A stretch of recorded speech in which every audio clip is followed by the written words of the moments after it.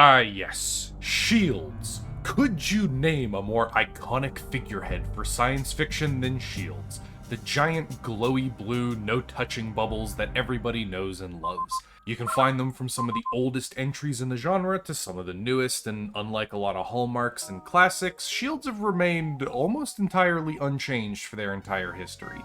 Mechs have evolved a hell of a lot. Power armor, lasers, FTL, and more have all changed and evolved dramatically or been vastly expanded on, but no, not shields. They're the same as they've always been. So today we're going to talk about them, the different basic categories of them, how they work, what some of their strengths and weaknesses are, and finally talking about which type is my personal favorite interpretation of them. First though, a brief introduction. Generic greetings and welcome to Science Insanity, a channel where I talk about nerd stuff and bring my love of sci-fi to anyone dumb enough to listen. And with that out of the way, on to the content proper. Hope you'll enjoy. While I mentioned that shields remained mostly unchanged, and I do stand by that, there is a lot more nuance to it. There are a few different types of shields that function slightly different and have unique weaknesses and employment. Let's start with the most common, most basic, and most boring. The no-touching bubble, I'm fine in here, you stay out there, that we all know and love from Star Trek or Halo. You take your ship, you put it inside the cosmic bubble wrap burrito, and hey presto, you are now functionally indestructible. If it can't outright obliterate you through your shield, then it may as well be a light breeze. The bubble shield functions by emitting a barrier of energy. How it does this varies. Sometimes it phases partially at a regular space, sometimes it's simply an energy field projected from the ship. Sometimes it's a solid pseudo-object like hard light. No matter how they do it, the bubble shield is a wall against anything trying to express mail you to the afterlife. When the enemy sends something fast, violent, and very much not friendly to try and kill you, the shield will physically absorb it with all the subtlety of how about no. Whether it be kinetic energy, some form of particle beam, EM radiation like a laser, or even more esoteric weapons like a gravity bomb or multiversal phase torpedoes or something like that. Unfortunately, the way that the bubble shield works is usually on power level, and this is its greatest weakness. If the shield has an arbitrary 100 joules of energy in it, then it can absorb 100 joules of equivalent energy smacking into it. So when you hear Worf screaming about how the shields are down to 40%, what that usually means is the shields only have 40% of their maximum charge available to stop incoming damage.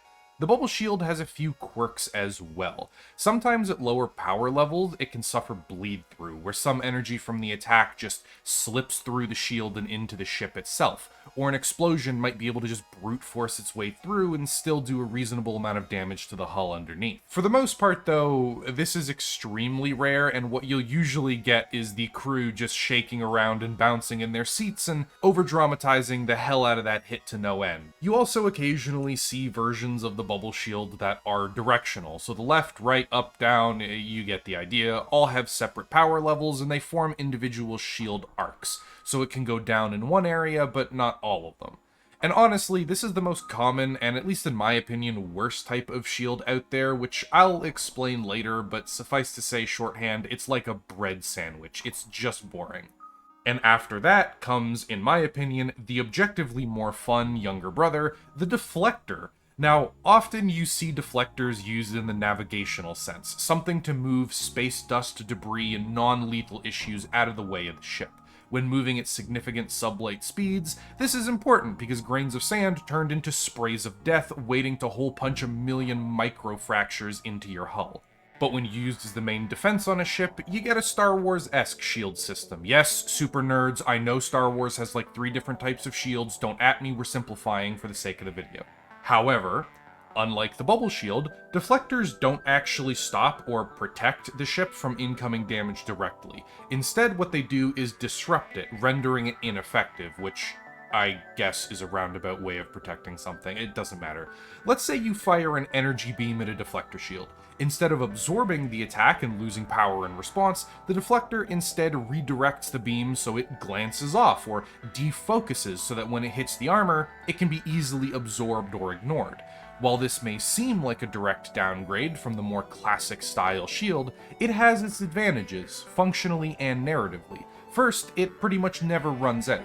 You can rarely, if ever, collapse a deflector shield just by shooting it the way that you can something like a void shield from 40k. I mean, often they have the downside of if you blow up the shield emitter, they turn off, but I don't know if that really counts as a weakness, because if you blow up the shield emitter for any kind of shield, they generally turn off, so technically it's a weakness, but I'm not going to count it as one. Also, if you're trying to slap it from long range, pretty much no matter how much you fire by volume, you'll never really do anything unless the ship's reactor runs out of energy, which not exactly a likely or valid strategy. And this is because it takes a hell of a lot less energy to push a projectile or energy bolt off course than it does to straight up stop it dead in its tracks. When something hits at a glancing angle, physics tends to want to push it off to the side rather than just embed it straight into the thing it hit. And the downside is often that getting in close can entirely invalidate this. Since deflectors work by, well, deflecting incoming attacks, if something is fired from close enough, it can punch right through the shield's effects and into the ship behind it. The perfect example of this happening is the broadside scene from the battle over Coruscant. Both ships are so close that during this broadside, the shields are functionally worthless, and they are just ripping into each other. Like, my god, are they? This is such an awesome scene, by the way. Just, it's so satisfying to see warships actually fighting. Not one lucky shot and boom, no shield percentages, no pool noodle slap fights, nothing. Just watching Metal Titan beat the ever-loving fuck out of one another. It's so good I could make an entire video on just this battle scene. It's so great. The entire battle over Coruscant, really. It's fantastic. I love it. Guided projectiles like missiles or torpedoes can also bypass this type of shield, since they can correct for the shield's deflecting effects. Generally, this type of shield is most commonly seen when the ship in question is also boating around lots of heavy armor and intends to fight at medium to long range and actually take hits. You get the layer cake or onion of defense, where the deflector minimizes or negates incoming fire, and the ship's armor does the rest of the job tanking it. And honestly, now that I think about it, tanks. Tanks are the perfect comparison here. Bubble shields are like raw armor. It either stops the thing trying to kill you, weakening in the process around where it's hit, or it doesn't, and the thing blows up whatever the armor was protecting. While deflectors are like ERA. They don't outright stop the thing coming in, but they disrupt the jet of damage and prevent it from being able to actually do anything to the thing behind it. And that brings us to the last category of shields. The I don't know, but I need an excuse for something. Look, that name's a mouthful, but I have no idea where to put these or how to sort them, since these are all the weird, wacky, esoteric types of kinda, but not really shields that are pure fiction nonsense. Like gravity shields, where someone generates 50,000 G force field repelling things, and when a missile or energy weapon hits it, it gets slapped by physics. We've got your anime what the fuck shields that literally bend lasers around the target somehow. We've got your Dune shields that are essentially just ultra slow-mo and justify why everyone's running around with actual literal swords and spears. It's actually impossible to classify this, and functionally these types of shields are all designed to do something. Hence the excuse for something in the name. The perfect example of this is the author of the Honorverse. That guy really wanted like 18th century ships of the line style combat in his sci-fi setting, and that's really stupid when you think about it for even more than 5 minutes. So in order to justify it without suspending your disbelief to an infinite level, he created shield walls and impeller wedges to make that possible. The impeller wedges are how ships move. They're like a giant space-time I'm not going to explain it, it's going to take me forever. But they shred literally everything that touches them, and you can't really fire through them. So attacking an enemy from above or below, basically not possible. And the only thing that you can realistically do is kinda line up in big old lines of battle, watching as those cannon broadsides rip across space and into one another. And that's pretty much how they justify it. The shields also don't extend to the front or back of the ship, because that would interfere with the impeller wedges, so if you manage to cross the T, you can shred them with raking fire. Hey presto, you've created all the circumstances for ships of the line strategy to work in space, and people don't need to sit there being like, but why though? So the third type of shields are categorized by being immediately recognizable as working the way they do, specifically to make something possible that otherwise would just seem stupid.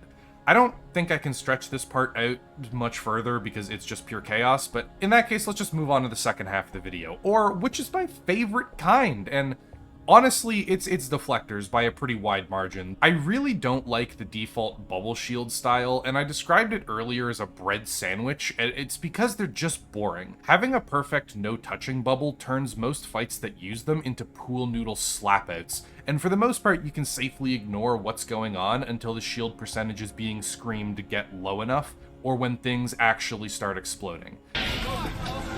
Shield's down to 50%. Because that's when the actual stakes and tension creep in, and everything before that is just a pretty laser light show. Even when they are used well, it's almost never to make truly compelling space battles, more as set pieces to create a tone or feeling. Take Halo, for example. The Covenant's shields are these absolutely overpowering, impossible advantage in space kind of things, where the UNSC ships need to hammer through it with incredible effort, and even still after that need to hammer the hull below to try and kill one of their ships. In that case, the shields are used to make things feel as truly hopeless as they are, since yeah, when mankind is doing about as much as a stiff whack with a pool noodle and the enemy is bisecting their ships, that does a really great job of conveying, oh, hey, we're fucked. Overall, though, I don't really like them. I consider them boring, dull, almost anti-fun, and I think they almost objectively just remove tension from space battles, because it's not fun when you know for a fact that the ship can absorb a whole bunch of hits before anything actually matters. It feels like pointless padding. Deflector shields functionally do the same thing at long range or with weak weapons, but once they get in close or with certain types of weapons, they just don't work anymore. And that makes fights way more dynamic. It keeps the tension higher and are overall just more fun to me. But you might then argue, well, isn't that more of the armor on the ship rather than the deflector itself, so it's not really the shield that's good? And yeah, that's kind of the point. Deflectors are a dynamic style of shield. You can strengthen, weaken, change, or modify it as the scene needs to get the best result. It's like a soft magic system. You can kind of tweak it so that it's always the best implementation for whatever scene you're in, and honestly, kind of ending the video off, hottest take of the century, but I think sci-fi might be better without shields at all. Maybe I've just been radicalized into the science fiction Taliban by The Expanse, or the hard sci-fi mafia is holding a gun to my head behind the screen. But I feel like sci-fi space battles are at their best when no shields are involved. They feel a little more like a trope to me every year, and not in like the good way like starfighters or lasers do. They just, I don't know, shields just progressively feel like more and more of a crutch or like a lazy addition so that people don't have to animate their ships exploding. And that pretty much ends off everything I wanted to say. If you made it this far in the video, you're clearly the target audience, so why not leave a like, subscribe, comment down below, ring the bell. Not only does it help the channel out, but it tells YouTube that you'd like to be notified of future releases, so you'll be caught up whenever Sci does release a video and you can check it out right away. If you're feeling particularly generous, also have a Patreon where you could throw a few dollars towards my Staying Alive fund. It is greatly appreciated. Or if you just want to hang out, I stream on the weekends pretty much every Saturday, maybe Sundays, I'm considering it. And we also have a Discord where you can hang out with a community of fellow turbo nerds and talk about all kinds of weird shit from video games to science fiction and more. And to all the people already supporting the channel, the very generous patrons, a huge thanks to the arms dealers providing all the tools and tricks that you've seen in this video for hands-on experience and testing. I may have accidentally blasted multiple of these ships to pieces by miscalculating the shield power. I did not pay attention to the percentages. To all of the food merchants making sure that starvation is an ever far away foe that shall never need to be dealt with, a massive thanks. And to the coffee vendors fueling my war against sleep, the battle goes well, and one day I shall never sleep again. Thank you to you as well. And that functionally ends off the video. I got nothing else to say. Outros are hard. Goodbye! The next video might be on the battle over Coruscant. Or it might be on worms. You never know.